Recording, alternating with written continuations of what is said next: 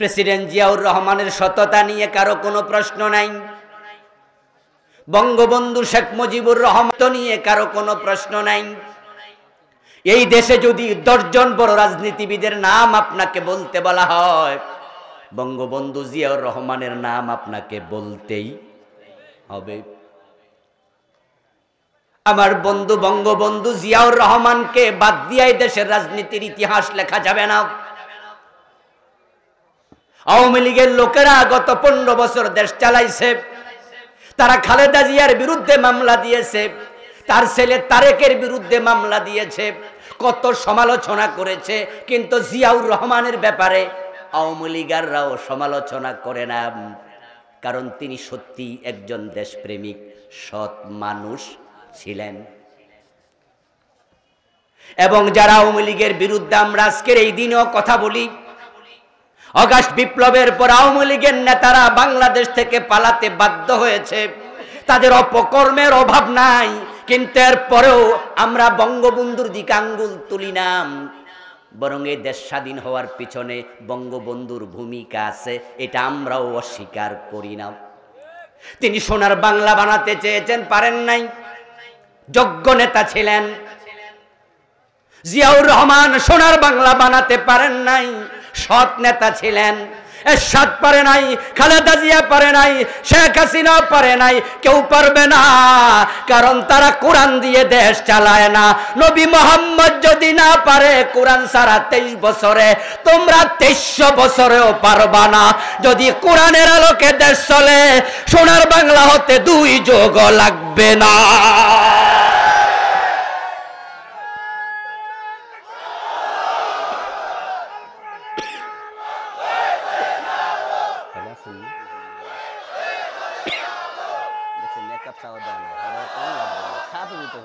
আমার প্রিয় ভাই, বলতেছিলাম অন্ধকার থেকে আলোর পথে আসতে কোরআনের প্রয়োজন আছে না নাই? কোরআনের বাহিরে সব অন্ধকার। এই জন্য আল্লাহ তাআলা কোরআনকে নিজে নাম দিয়েছেন নূর। আমিনু বিল্লাহি ওয়া রাসূলিহি ওয়ান নূরিল্লাযী আনজালনা। আল্লাহ বলো, দুনিয়ার মানুষ, তোমরা ঈমান আনো আল্লাহর উপরে এবং রাসূলের উপরে। ওয়ান নূরিল্লাযী আনজালনা, সেই নূরের উপরে যে নূর আমি আল্লাহ নাজিল করেছি। রাসূলুল্লাহ সাল্লাল্লাহু আলাইহি ওয়াসাল্লামের জন্য বলেছেন, মান কালা বিহি সাদাকা। তুমি সত্য দেখতে চাও, তাহলে কোরআনের কাছে যাও। যে ব্যক্তি কোরআন দিয়ে কথা বলবে সে সত্যবাদী, কারণ কোরআন আল্লাহর কালাম। আল্লাহর কালামের মাঝে মিথ্যার কোনো সম্ভাবনা নাই। আল্লাহর কালাম সত্য। মান কালা বিহি সাদাকা ওয়া মান হাকামা বিহি আদালা। ন্যায় বিচার যদি দেখতে চাও, আল্লাহর কোরআনের কাছে যাও। যে ব্যক্তি কোরআন দিয়ে বিচার করবে সে ন্যায় বিচার করবে। ন্যায় বিচারের জন্য কোরআনের কাছে যাওয়া দরকার আছে না নাই? আচ্ছা, আমাদের বাংলাদেশের আদালতে 53 বছরে কোরআন দিয়ে কোনো বিচার হয়েছে?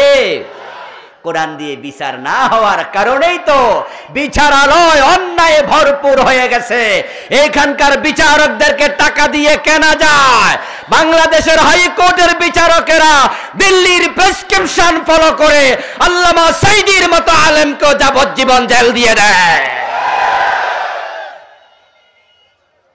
এই দেশের বিচারকদেরকে টাকা দিলে তাদেরকে কিনে ফেলা যায়, তারা টাকার কাছে বিক্রি হয়ে যায়, তারা মিথ্যা বিচার করে।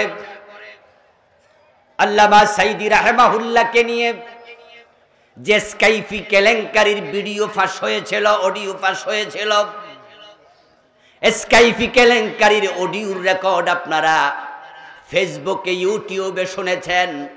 এখনো সেগুলো ইউটিউবে খুঁজলে পেতে পারেন, যেখানে বিচারপতি নিজামুল হক বলেছেন তার আলোচনার মাঝে, এটা গ্রাম্য বিচারের মতো, আমরা যেমনে চাই এমনেই হবে। গ্রাম্য বিচার বোঝেন তো? গ্রামে যখন সালিশ বসে ওখানে কি সংবিধান ফলো করে বিচার হয়? গ্রামে যেখানে সালিশ বসে ওখানে কোনো সংবিধান দেখে বিচার হয় না, কোনো আইনের বই দেখে বিচার হয় না। গ্রাম্য মাতবরেরা যেদিকে যায় বিচার সেদিকে হয়ে যায়, ঠিক কিনা? গ্রাম্য সালিশে যদি চেয়ারম্যান মেম্বার উপস্থিত থাকে তাইলে চেয়ারম্যান মেম্বার যে পক্ষ নেয় ওই পক্ষই জিত। এটা ন্যায় হলো জিত, অন্যায় হলেও জিত। অন্য যারা আছে তারা শুধু দর্শকের ভূমিকা রাখে। গ্রাম্য বিচারে যেমন কোনো কিছু ফলো করা হয় না, আইন মানা হয় না, সেখানে গায়ের জোর প্রাধান্য পায়। বিচারপতি নিজামুল হক বলেছেন এটা গ্রাম্য সালিশের মতো, আমরা যা করি তাই হবে, এবং সেটাই হয়েছে। তারা যুদ্ধাপরাধের যে মামলাগুলো চালাইছে, 11 জন নেতাকে হত্যা করেছে, সবগুলো মামলা মিথ্যা মিথ্যা মিথ্যায় ভরপুর ছিল, সবগুলো মিথ্যায় ভরপুর ছিল। আমার দোস্ত, যে 2 জন মন্ত্রীকে তারা যুদ্ধাপরাধের মামলায় ফাঁসি দিল, এই 2 জন মন্ত্রীর 5 বছরের মন্ত্রিত্বকালীন সময় তো আমাদের চোখের সামনে। তাদের অপরাধ কি ছিল?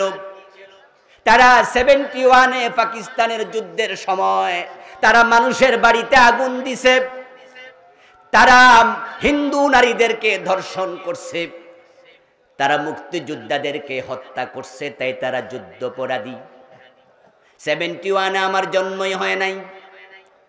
আমি বিচারালয়ে শুনেছি 500,000 পৃষ্ঠা, 2000, 3000 পৃষ্ঠার বিশাল মিথ্যার কল্পকথা তারা লিখেছে, লিখে তারা আদালত উপস্থাপন করেছে।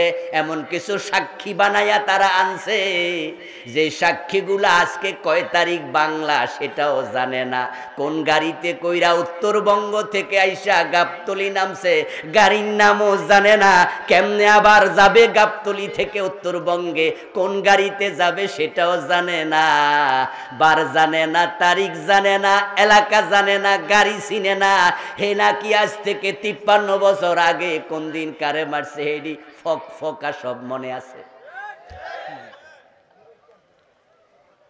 গত পরশুদিন যে গাড়ি চড়াইছে হিডাই মনে নাই যে কোন গাড়ি চড়াইছে, আর সে 71-এর ফকা মনে আছে। ওদেরকে মিথ্যা সাক্ষী শিখানোর জন্য তারা সেফ হোম বানাইছে। ওই সেফ হোম আসলে সেফ হোম ছিল না, বরং যারা এই আলেমদের বিরুদ্ধে সাক্ষী দিতে রাজি হয় নাই ওই সেফ হোম নামক জায়গায় সাক্ষীদের উপর জুলুম অত্যাচার চালাইছে। সুখরঞ্জন বালির কথা আপনাদের মনে আছে না নাই?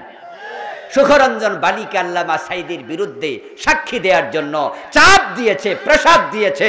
সে বলেছে আমি সাক্ষী দেব না, আদালতের প্রাঙ্গণ থেকে কিডন্যাপ করে ইন্ডিয়া নিয়ে রাখা হয়েছে।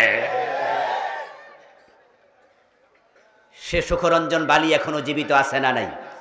আল্লামা সাঈদী রাহিমাহুল্লাহর মৃত্যুর পরে উনার লাশ যখন ফিরোজপুরে নেওয়া হয়েছে, সুখরঞ্জন বালি আল্লামার লাশ দেখার জন্য পাগলের মতো ছুটে এসেছে।